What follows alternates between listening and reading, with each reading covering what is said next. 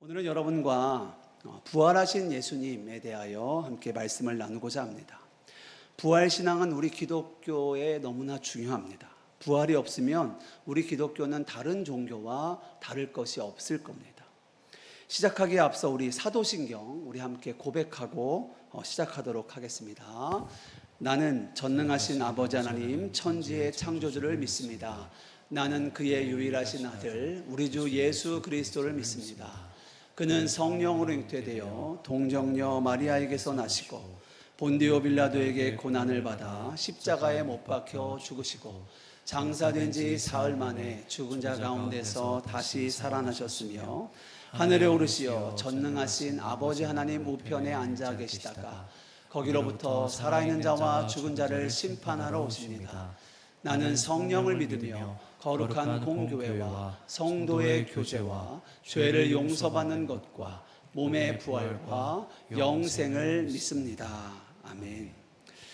우리가 흔히 부활신앙이다 하면 죽은 이후만을 생각할 때가 많습니다. 죽은 다음에 부활하여 천국에 가는 것을 부활신앙이다 라고 생각하는 거죠. 물론 이것도 중요한 부활신앙입니다. 그러나 성경이 말하는 부활신앙은 그보다 더 크고 풍성합니다. 성경이 말하는 부활신앙은요, 단지 언젠가 죽은 후에 부활할 것을 믿는 신앙이 아닙니다. 지금도 죽음을 이기시고 부활하신 그 예수님이 나와 함께 하시고 나의 삶을 인도하시고 나의 삶 가운데 역사하신다라는 것을 믿으며 주님과 동행하는 것을 부활신앙이다라는 거죠.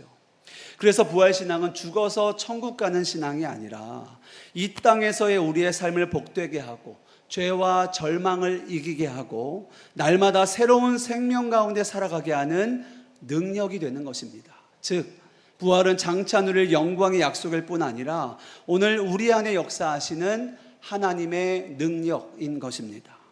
그런데 우리는 부활보다 십자가에만 시선을 둘 때가 많이 있습니다. 물론 십자가는 복음의 중심입니다. 십자가를 통해 예수님께서 구원의 길을 우리에게 여셨기 때문이죠. 그러나 복음은 십자가에서 끝나지 않습니다. 예수님은 십자가에서 죽으셨을 뿐 아니라 무덤에서 다시 살아나셨습니다. 그러므로 십자가가 구원의 길을 열었다면 부활은 십자가 구원의 완성인 거지요. 그래서 사도 바울도 부활의 중요성에 대하여 이렇게 말했습니다. 부활이 없으면 우리의 믿음도 헛것이라는 거예요.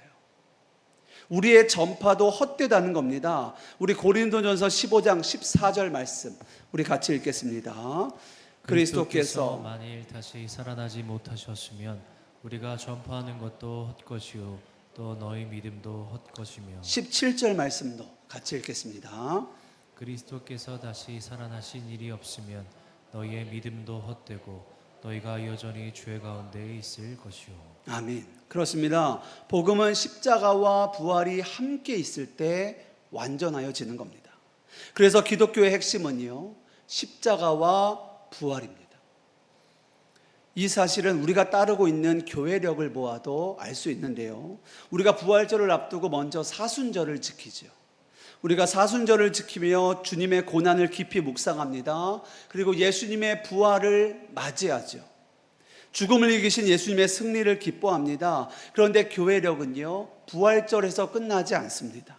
부활 이후에 50일 동안 부활하신 주님을 묵상하고요, 성령의 임재를 사모합니다. 그리고 성령 강림절을 지나며 성령 안에서 살아가는 그 성도의 삶, 교회의 삶을 묵상하는 거지요.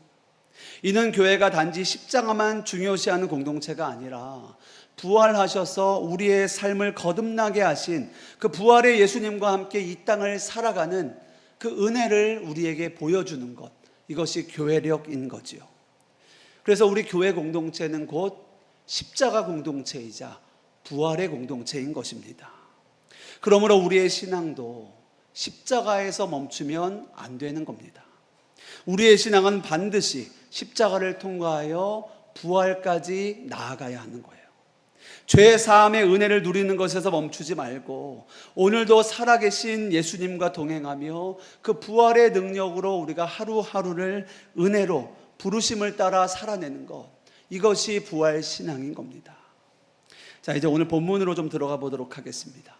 우리가 고린도전서 15장을 읽었습니다. 이것은 흔히 우리에게 부활장이라고도 잘 알려져 있는 본문입니다. 바울은 오늘 말씀을 통하여 예수님의 부활에 대하여 설명하는데요, 다른 서신서들과는 조금 다르게 이 고린도전서 15장을 쓴 것을 보게 됩니다. 조금 다른 특징이 있는데요, 오늘 본문에 보면 바울은 단순히 예수님을 살아나셨습니다 라고 선포하는 데서만 그치지 않습니다. 부활이 실제 역사적 사건이라는 사실을 논리적으로 설명하며 그 증거들을 제시합니다. 다시 말해 부활에 대한 선포와 함께 변증을 하고 있는 거예요. 여러분, 변증이 무엇입니까? 변증이라는 것은요, 신앙의 핵심 주장을 논리적으로 설명하고 그 진리에 대한 의문과 비판에 대하여 답하는 것, 이것이 변증입니다. 사실 복음은 원래 변증의 대상이라기보다는요, 선포의 대상입니다. 성경은 사람을 설득하기 위해 기록된 책이 아니라 살아계신 하나님의 계시가 담긴 진리를 선언하는 책입니다. 그래서 창세기 1장 1절은 우리에게 무엇을 선포하고 있습니까? 태초에 하나님이 천지를 창조하셨다라고 우리에게 그 진리를 선포하고 있는 겁니다. 우리를 설득하는 것이 아니에요. 하나님의 존재를 증명하는 것이 아닙니다. 복음도 마찬가지입니다. 예수님께서 죽으셨고 부활하셨음을 우리에게 선언하고 증거하고 있는 것이 성경입니다. 그런데 오늘 바울은요, 선포만 하는 것이 아니라 동시에 그 진리에 대하여 변증하고 있습니다. 왜 그럴까요? 그 이유는 당시 고린도 교회 안에도 예수님의 부활과 죽은 자의 부활을 믿지 않는 이들이 있었기 때문입니다. 당시 헬라 철학의 영향을 받은 사람들은요, 육체가 다시 살아난다는 것은 있을 수가 없는 일이었습니다. 그래서 영혼은 살아나더라도 몸이 다시 사는 일은 일어날 수 없다라고 그들은 생각했어요. 사실 이것은 비단 2000년 전에 고린도 교회만의 문제가 아닙니다. 오늘 우리가 살아가고 있는 이 시대에도 동일한 일들이 그대로 일어나고 있습니다. 예전에는 그래도 성경이 이렇게 말씀하니까 믿으십시오 라고 말하면 어느 정도 받아들여졌습니다. 그러나 지금은 그렇지가 않습니다. 사람들은 질문합니다. 정말 부활이 가능합니까? 부활을 과학적으로 설명할 수 있습니까? 부활의 증거는 무엇입니까? 사람들은 되묻습니다. 실제로 우리가 잘 알고 있는 현대 최고의 물리학자 가운데 스티븐 호킹, 이 사람은 하나님의 존재와 천국 그리고 내세를 부인한 대표적인 인물입니다. 2011년 영국의 가디언지와 그가 인터뷰를 하며 이렇게 말했습니다. 인간의 뇌는 컴퓨터와 같다. 컴퓨터의 부품이 고장나면 작동이 멈추듯이 이 뇌도 기능이 멈추면 끝이다. 고장난 컴퓨터에게 천국이 없듯이 인간에게도 죽음 이후의 삶은 없다라고 그는 말했어요. 스티븐 호킹은요, 인간을 고도로 발달한 생명체로 생각했습니다. 그래서 뇌의 기능이 멈추면 의식도 끝나고 존재도 끝난다라고 주장합니다. 천국도 없고 지옥도 없고 부활도 없다. 그러므로 죽음을 두려워하는 사람들이 만들어낸 동화 같은 이야기다라고 그는 주장했습니다. 여러분, 이것이 스티븐 호킹뿐만이 아니라요, 오늘날 많은 사람들이 가지고 있는 세계관입니다.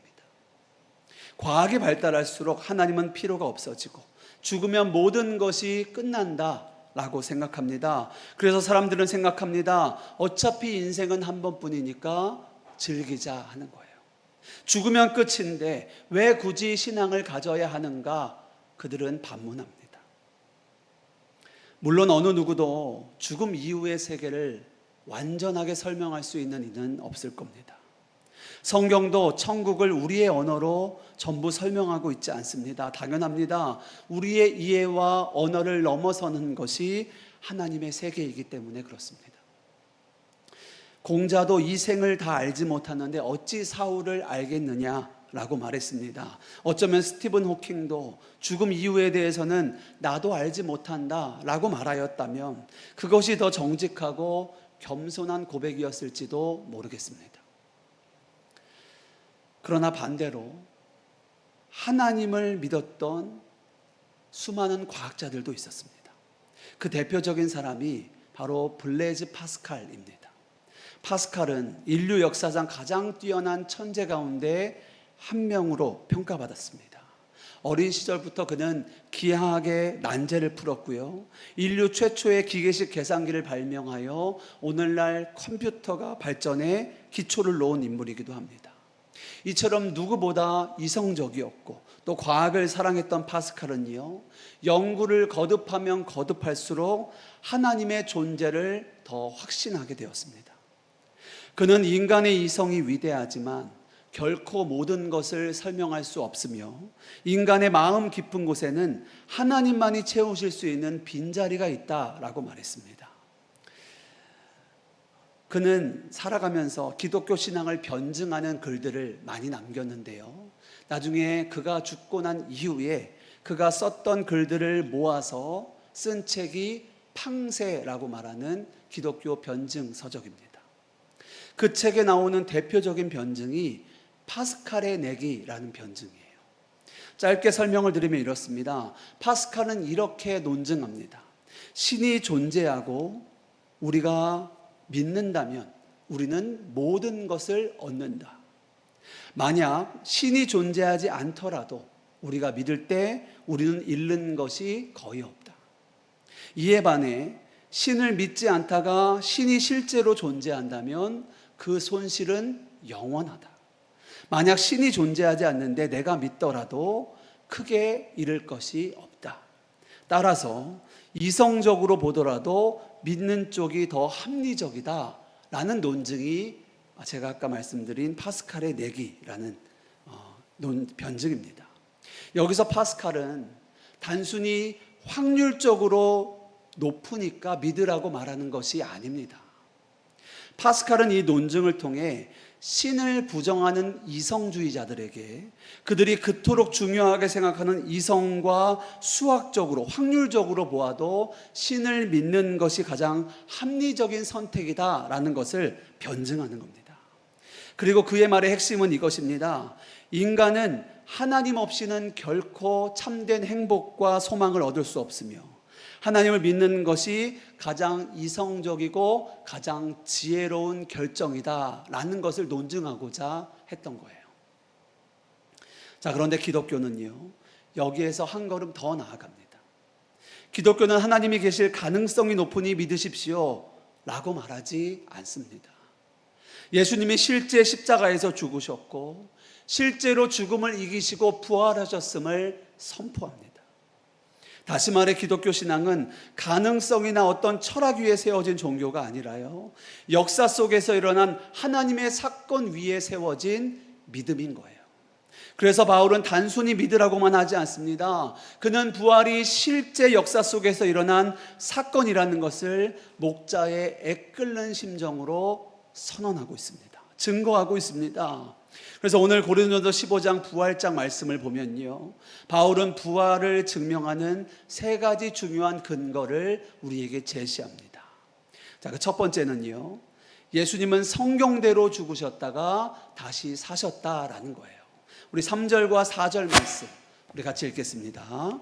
내가 받은 것을 먼저 너희에게 전하였느니 이는 성경대로 그리스도께서 우리 죄를 위하여 죽으시고 장사 지낸 바 되셨다가 성경대로 사흘 만에 다시 살아나사. 아멘. 여기서 두 번이나 반복되는 정말 중요한 표현이 있습니다. 그것은 성경대로라는 겁니다. 이 말은 예수님의 죽음과 부활이 우연히 일어난 사건이 아니라는 거예요.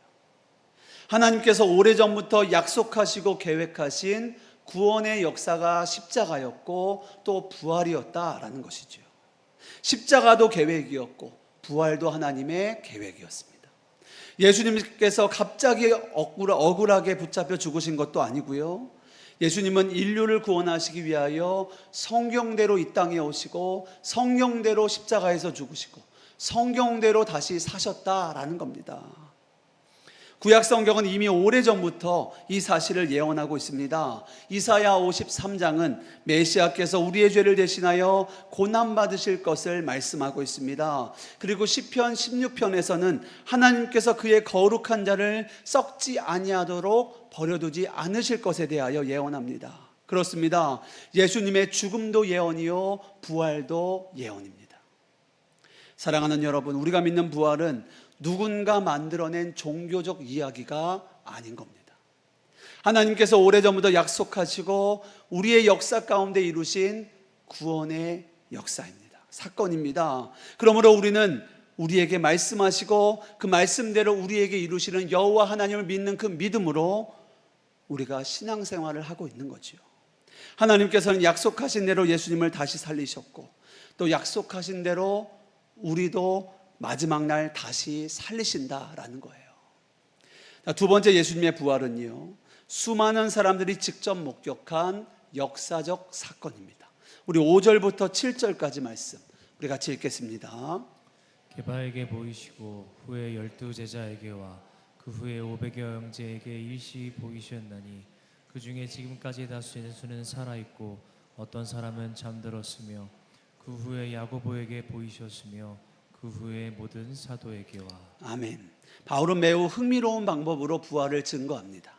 철학으로 설명하지 않습니다. 감정으로 호소하지도 않습니다. 증인들을 세웁니다. 먼저는 베드로에게 예수님이 나타나셨습니다. 또 12제자에게 나타나셨습니다. 또 500여 형제들에게 일시에 나타나셨습니다.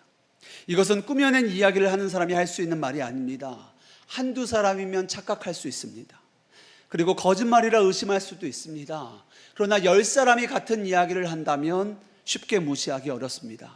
그런데 오늘 바울은 500여 형제가 한꺼번에 부활하신 예수님을 보았다 증언합니다. 더 놀라운 것은 바울은 이어서 이렇게 말합니다. 그 중에 지금까지 대부분이 살아있다 말하고 있어요. 무슨 말입니까? 믿기 어렵다면 직접 가서 물어보시라는 거예요. 증인들이 아직 살아있다는 겁니다. 실제 이 고린도 전서가 쓰여진 것이요, 예수님이 십자가에서 돌아가시고 약 20년 후 AD 54년에서 55년경에 고린도 전서가 쓰여집니다.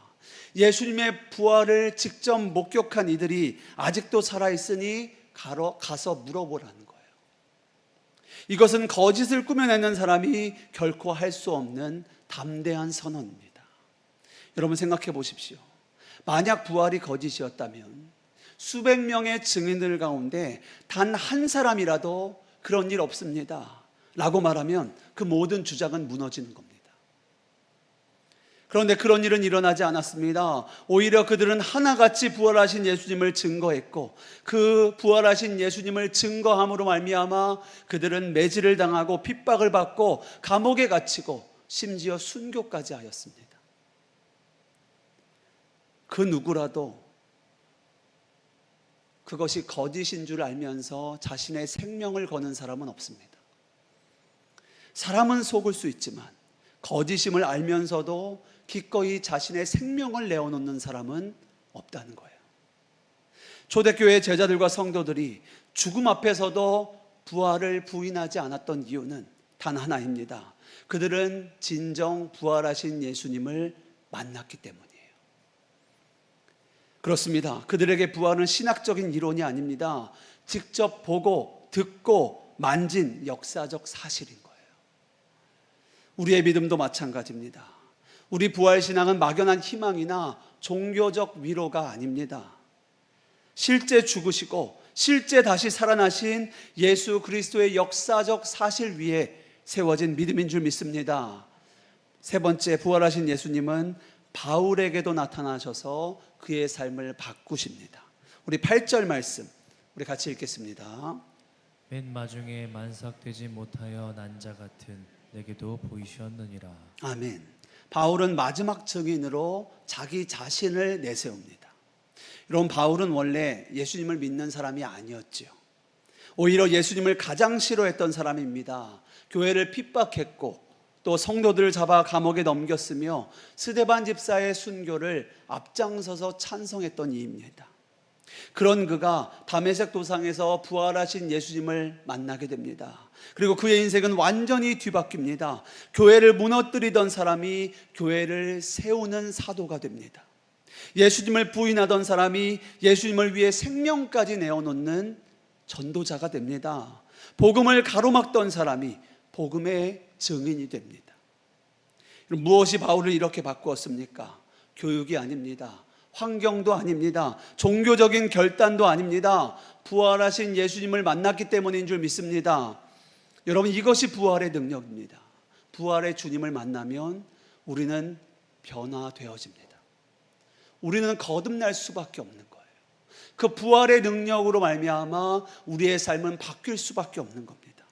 부활은 단지 죽은 사람이 다시 살아난 사건이 아닙니다. 죽은 영혼을 살리고 한 사람의 인생을 완전히 새롭게 하시는 하나님의 능력이 부활인 거예요. 사실 오늘 우리도 바울과 다르지 않습니다.